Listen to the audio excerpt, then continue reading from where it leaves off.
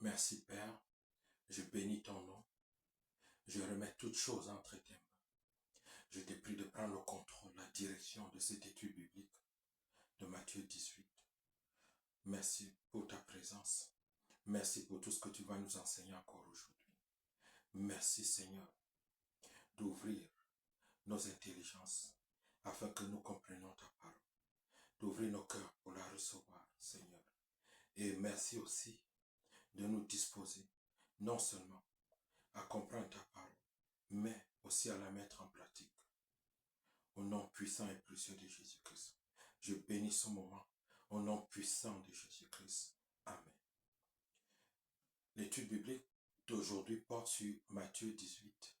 Matthieu 18 parle de la grandeur selon Dieu, l'humilité, le pardon et la vie fraternelle dans le royaume de Dieu.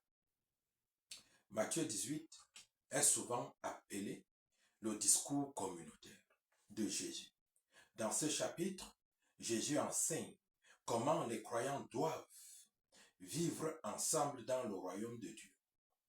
Contrairement aux valeurs du monde fondées sur la puissance, l'orgueil et la domination. Jésus enseigne l'humilité, le pardon, la restauration et l'amour fraternel. Le message central de ce chapitre est clair. La vraie grandeur dans le royaume de Dieu se manifeste par un cœur humble et miséricordieux. Le thème 1 parle de qui est le plus grand dans le royaume de Dieu. Et il s'étend du verset 1 au verset 5. Donc, il parle de l'humilité et de l'importance des enfants dans le royaume de Dieu. Donc, on peut lire ceci dans les versets 1 à 5. À ce moment-là, les disciples s'approchèrent de Jésus et dirent, « Qui donc est le plus grand dans le royaume des cieux ?» Jésus, ayant appelé un petit enfant, le plaça au milieu d'eux et dit, « Je vous le dis en vérité, si vous ne vous convertissez et si vous ne devenez comme les petits enfants, vous n'entendrez point, vous n'entrerez point dans le royaume des cieux. C'est pourquoi quiconque se rendra humble comme ce petit enfant sera le plus grand dans le royaume des cieux. Et quiconque reçoit en mon nom un petit enfant, comme celui-ci, me reçoit moi-même. » Qu'est-ce que Jésus veut nous dire ici? Les disciples pensent à quoi selon une logique humaine de position et d'honneur. L'enfant représente l'humilité, la dépendance, la simplicité et la confiance. Jacques dit, dans Jacques 4, verset 10, « Humiliez-vous devant le Seigneur et il vous élèvera. » Dans le royaume de Dieu, la grandeur vient de l'humilité. Accueillir les petits enfants et les faibles revient à accueillir Christ. Amen. Alléluia. Donc, en tant que chrétiens, nous devons renoncer à l'orgueil spirituel. Servir humblement sans chercher les honneurs. Les enseignements que nous pouvons tirer de cette partie, les enseignements concernant le croyant, sont le suivant. L'humilité est essentielle pour entrer dans le royaume des cieux. Les croyants doivent se convertir et devenir comme des enfants, c'est-à-dire avoir une attitude de dépendance, de confiance et de simplicité envers Dieu. Développer un cœur simple et dépendant de Dieu. Pour l'Église doit valoriser et protéger les enfants, les humbles et les faibles, car ils sont un exemple d'humilité et de foi. L'Église doit également encourager l'humilité parmi ses membres. Amen. Donc nous retenons que le royaume des cieux ne fonctionne pas comme le monde. Le royaume des cieux fonctionne à l'opposé du monde. Pendant que dans le monde, la grandeur, les honneurs, c'est ce qui définit le plus grand. Alors que dans le royaume des cieux, c'est quand on se fait petit, qu'on devient le plus grand. Quand on se fait le plus humble, qu'on devient le plus grand. Le thème 2 parle du danger, du scandale et du péché. Et s'étend du verset 6 au verset 9. On peut lire ceci. Mais si quelqu'un scandalise un de ces petits qui croit en moi, il vaudrait mieux pour lui qu'on lui mette au cou une meule de moulin et qu'il soit jeté dans la mer. Malheur au monde à cause des scandales. Car il est nécessaire qu'il arrive des scandales. Mais malheur à l'homme par qui le scandale arrive. Si ta main ou ton pied est pour toi une occasion de chute, coupe-les et jette-les loin de toi. Mieux vaut pour toi entrer dans la vie manchot ou boiteux que d'avoir 2 mains ou 2 pieds et d'être jeté dans le feu éternel. Et si ton œil est pour toi une occasion de chute, arrache-le et jette-le loin de toi. Mieux vaut pour toi d'entrer dans la vie avec un seul œil que d'avoir 2 yeux et d'être jeté dans le feu de l'enfer. Qu'est-ce que ces versets nous disent? Que Dieu prend très au sérieux ceux qui font tomber les autres. Le péché a des conséquences destructrices. Jésus utilise un langage fort pour montrer l'urgence de combattre le péché. Amen. Romains 6, verset 12 dit ceci. Que le péché ne règne donc point dans votre corps mortel. Le croyant doit éliminer à tout prix ce qui l'éloigne de Dieu. Il doit faire attention à son influence mauvaise sur les autres.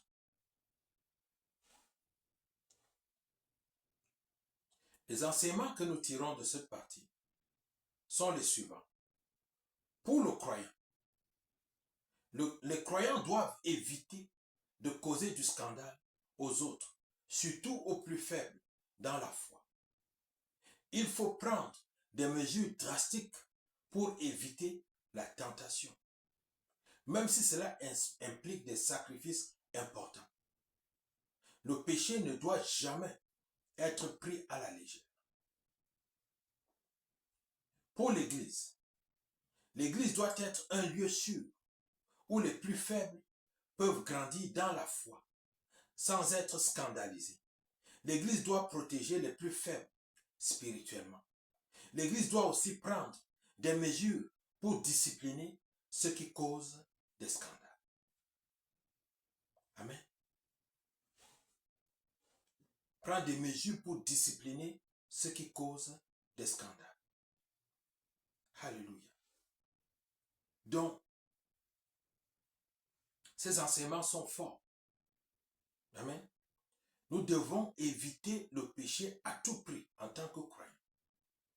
Nous devons être prêts à sacrifier ce qui nous coûte cher pour éviter le péché.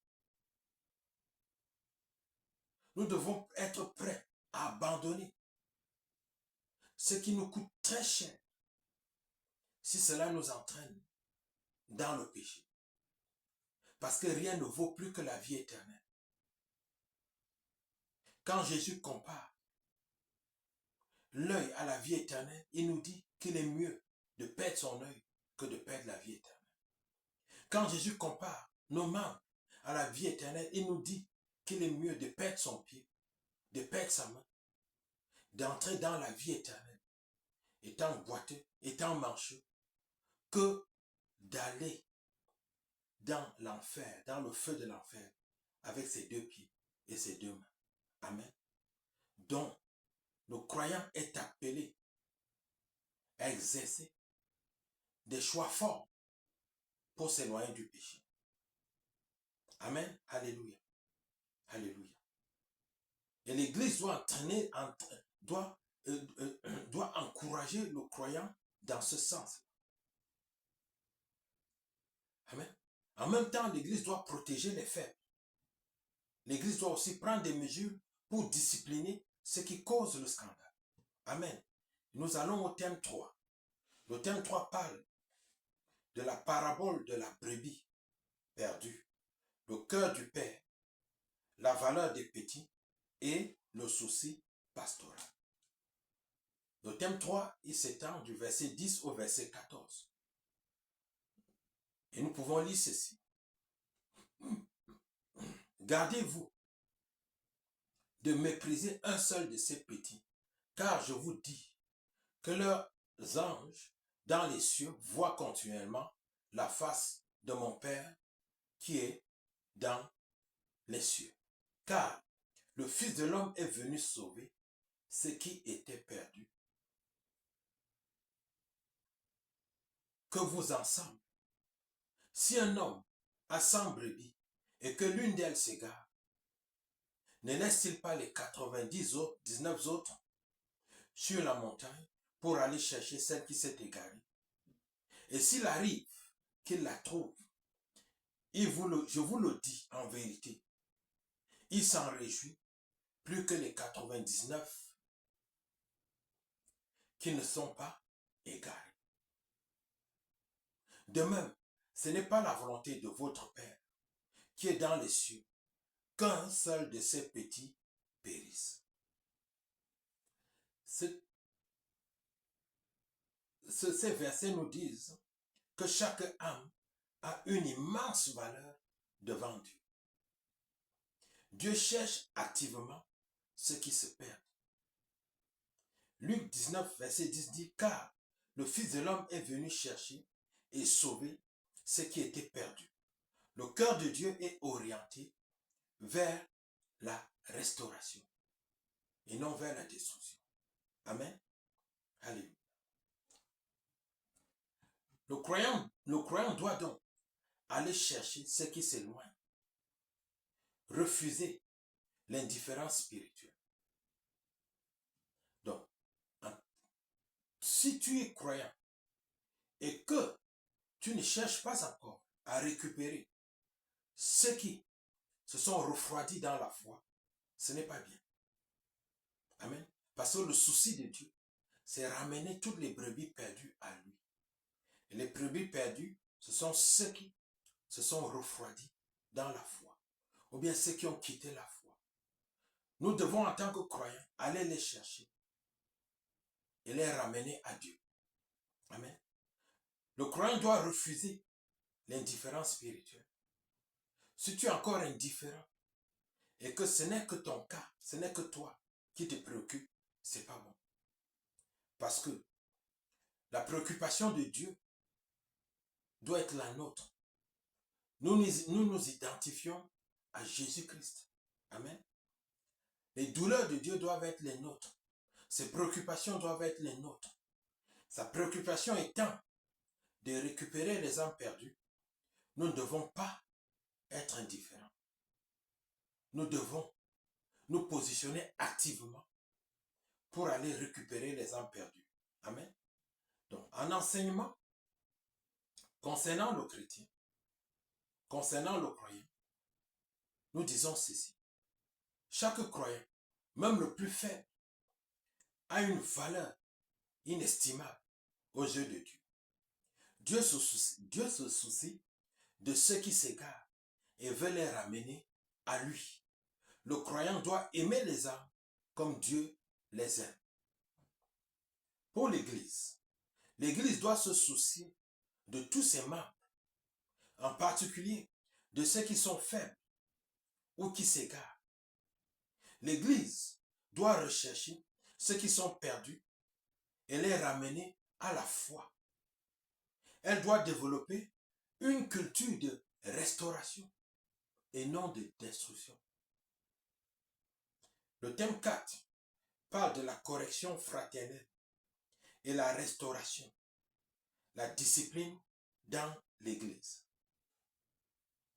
Est-ce que on doit discipliner dans l'Église? Oui, mais il y a une manière pour discipliner. Et Matthieu 18 du verset 15 à 17 nous enseigne là-dessus. Jésus dit ceci: si ton frère a péché, va et reprends-le entre toi et lui seul. S'il t'écoute, tu as gagné ton frère. S'il ne t'écoute pas, prends avec toi une ou deux personnes, afin que toute l'affaire se traite sur la parole de 2 ou de 3 témoins. S'il refuse de les écouter, dis-le à l'Église. Et s'il refuse aussi d'écouter l'Église, qu'il soit pour toi comme un païen et un publicain. L'explication ici, c'est que la correction doit se faire, mais elle doit être faite avec amour et discrétion. La correction doit être faite avec amour et discrétion. Donc, il existe un processus biblique de discipline. Amen, alléluia. C'est ce processus que nous venons de lire. Un processus de 3 étapes, où tu reprends d'abord la personne entre toi et lui seul.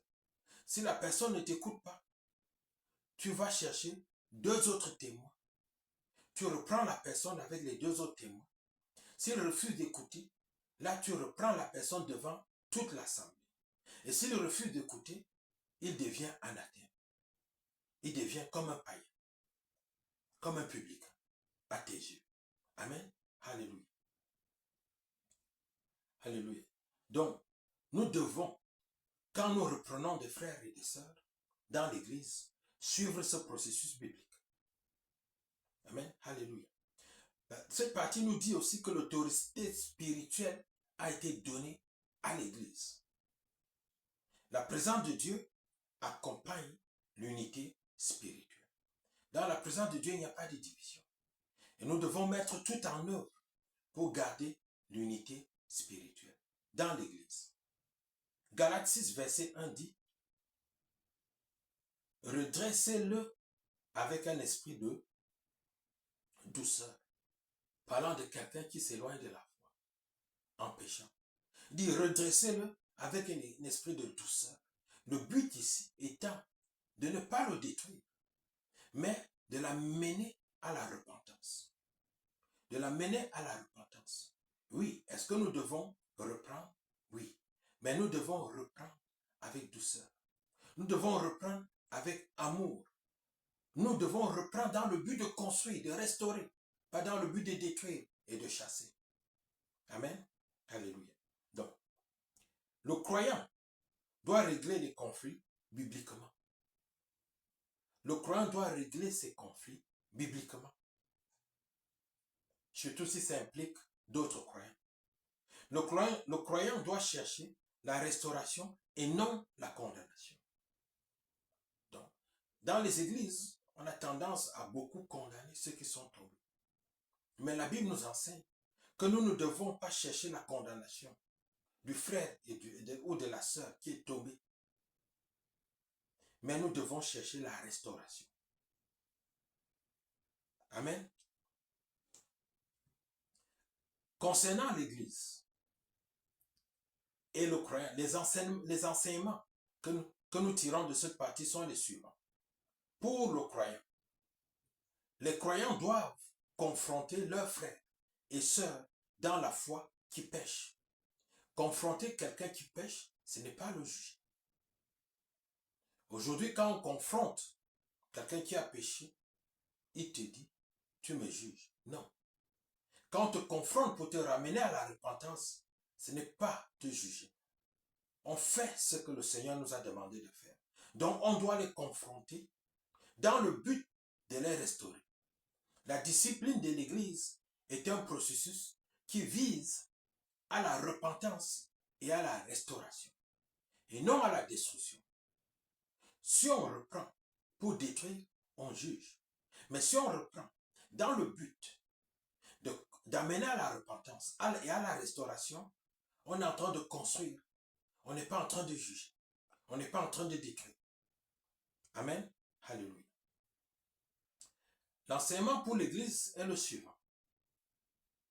L'Église a la responsabilité de discipliner ses membres qui persistent dans le péché. L'Église ne peut pas laisser ses membres vivre dans le péché. Sa responsabilité, c'est de les discipliner. Amen. La discipline doit être exercée avec amour, dans le but de la restauration. La discipline biblique vise la guérison spirituelle et non la mort de l'autre, et non la destruction de l'autre. Amen. Le thème 5 parle de l'autorité de l'Église et la prière. Et c'est dans Matthieu 18, verset 18. On peut lire ceci. Je vous le dis en vérité. Tout ce que vous lierez sur la terre sera lié dans le ciel. Et tout ce que vous délierez sur la terre sera délié dans le ciel. Je vous dis encore, si deux d'entre vous s'accordent sur la terre pour demander une chose quelconque, elle leur sera accordée par mon Père qui est dans les cieux. Car là où deux ou trois sont assemblés en mon nom, je suis au milieu d'eux. L'enseignement que nous tirons de cette partie, c'est que pour le croyant, l'Église a une autorité spirituelle pour lier et délier, pour faire et défaire. C'est-à-dire pour déclarer ce qui est permis ou interdit selon la volonté de Dieu. Comme je disais tantôt, pour faire et défaire. C'est une grande autorité que Dieu a donnée à l'Église. La prière, en accord avec d'autres croyants, est puissante. Et Dieu répond à ses prières. Donc, Dieu nous dit que la prière en accord avec d'autres croyants est puissante. Et Dieu répond à ses prières. C'est une garantie que Dieu nous a donnée. Amen. Alléluia. C'est une bénédiction attachée à la communauté. Il y a certains qui se retirent pour rester seuls chez eux. Ils ne veulent plus aller dans les églises. Mais ce verset nous enseigne aussi que Dieu veut que ses enfants soient ensemble, qu'ils prient ensemble, qu'ils discutent de la parole ensemble, qu'ils échangent ensemble. Dieu veut que nous apprenons à vivre dans la fraternité chrétienne. Mais si tu te retires seul chez toi, comment vas-tu faire ces choses? Comment vas-tu vivre dans la fraternité? Tu désobéis déjà au commandement de Dieu. Amen. Alléluia. Et c'est pour ça que Dieu a attaché une si grande récompense à une prière faite ensemble. L'enseignement pour l'Église est le suivant. L'Église doit exercer son autorité avec sagesse et discernement en se basant sur la parole de Dieu. L'Église doit encourager la prière en commun. La prière en commun. Je ne dis pas en groupe, parce qu'on peut être en groupe, mais divisé. Mais l'Église doit encourager la prière en commun, c'est-à-dire d'un même cœur. Se mettre ensemble et prier d'un même cœur. Et reconnaître la présence de Christ au milieu d'elle. Amen. Le thème 6 parle du pardon sans limite. Dieu veut que nous pardonnons sans limite. Et le thème 6, on le trouve, c'est dans les versets 21 à 22. Et on dit ceci. Alors Pierre s'approcha de lui et dit, Seigneur, combien de fois pardonnerai-je à mon frère lorsqu'il péchera contre moi? Serait-ce jusqu'à 7 fois? Jésus lui répondit, je ne te dis pas jusqu'à 7 fois, mais jusqu'à 70 fois 7. Amen. C'est un grand nombre. 70 fois 7. Amen.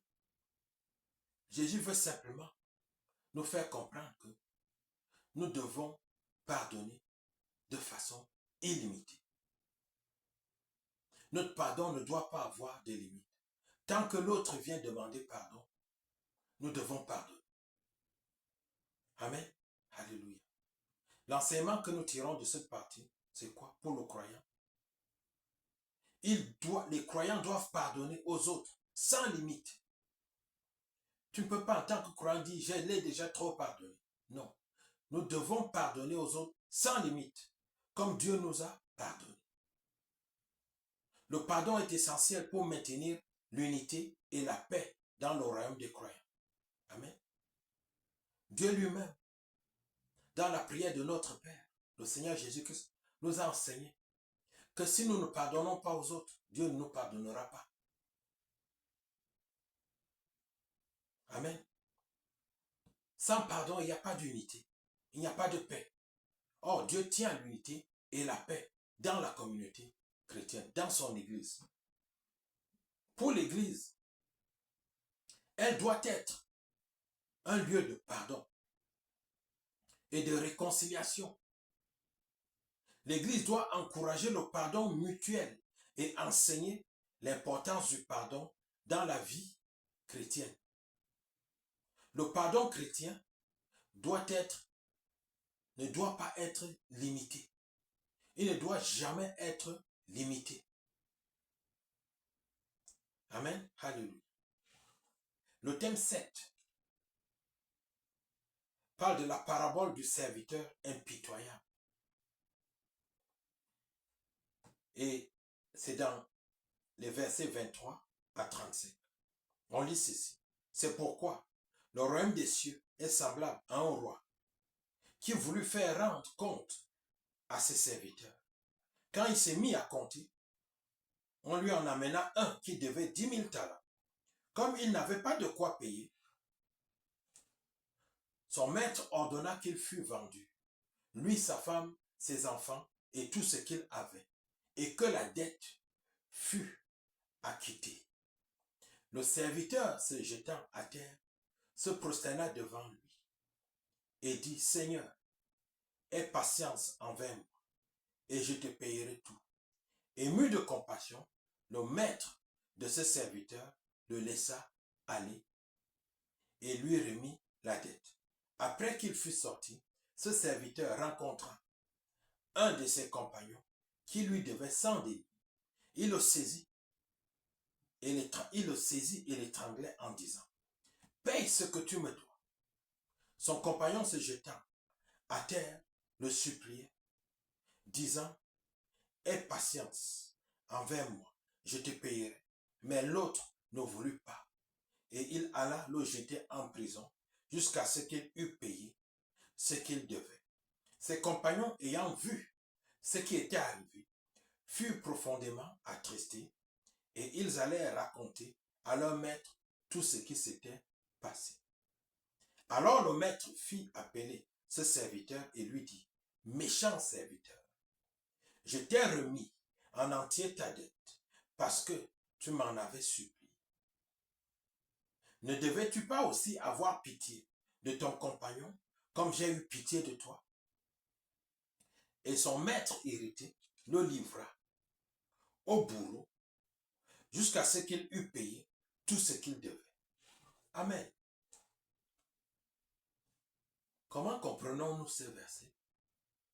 Le roi représente Dieu qui pardonne une dette immense. Le méchant serviteur refuse de pardonner une petite dette. Celui qui a reçu la grâce doit manifester la grâce. Celui qui a reçu la grâce doit manifester la grâce. Éphésiens 4, verset 32 dit, pardonnez-vous réciproquement comme Dieu vous a pardonné en Christ. Le chrétien doit pardonner même lorsque c'est difficile. Le chrétien doit refuser l'amertume. Les enseignements pour le croyant, c'est que le pardon est une preuve de maturité spirituelle. Pour l'Église, il faut cultiver la réconciliation. Amen. Dieu tient à ce que nous pardonnons. Amen. Et notre pardon dépendra du pardon que nous avons accordé aux autres. Si tu ne pardonnes pas, Dieu ne te pardonnera pas. C'est ce que ces versets nous disent aussi. Nous devons pardonner pour être pardonnés. Amen. En conclusion, Matthieu 18 révèle les valeurs du royaume de Dieu. Dans le royaume de Dieu, les humbles sont grands. Les perdus sont recherchés. Les fautes sont corrigées avec amour. Et le pardon doit couler abondamment. Les leçons essentielles sont les suivantes. L'humilité ouvre la porte du royaume des cieux. Le péché doit être traité sérieusement. Dieu veut restaurer les brebis perdues. Le pardon est indispensable à la vie chrétienne. Amen. Ayant écouté ceci, tu ne peux pas recevoir la grâce de Dieu sans apprendre à vivre dans l'humilité, l'amour et le pardon. C'est le message final à retenir. Tu ne peux pas recevoir la grâce de Dieu sans apprendre à vivre dans l'humilité, l'amour et le pardon. Amen. Alléluia. Maintenant, laisse Dieu transformer ton cœur afin que ta vie reflète réellement le royaume des cieux. Ne t'oppose plus à Dieu dans ton cœur, mais laisse Dieu transformer ton cœur afin que ta vie reflète le royaume des cieux. Amen. Merci Seigneur pour ta grâce. Merci pour cette parole. Merci pour ces explications. Merci pour ces enseignements. Je te prie, Père, de bénir tous ceux qui vont écouter cette parole, Seigneur, de les visiter, de les guérir, de les délivrer. Au nom puissant et précieux de Jésus-Christ. Seigneur, de les conduire dans toute ta vérité. De leur mettre aussi, de leur donner aussi un cœur de chair, afin qu'une fois ta parole écoutée, qu'ils puissent la mettre en pratique, qu'ils puissent vivre selon ta parole. Que tu leur donnes un cœur à pardonner. Au nom puissant et précieux de Jésus. Amen.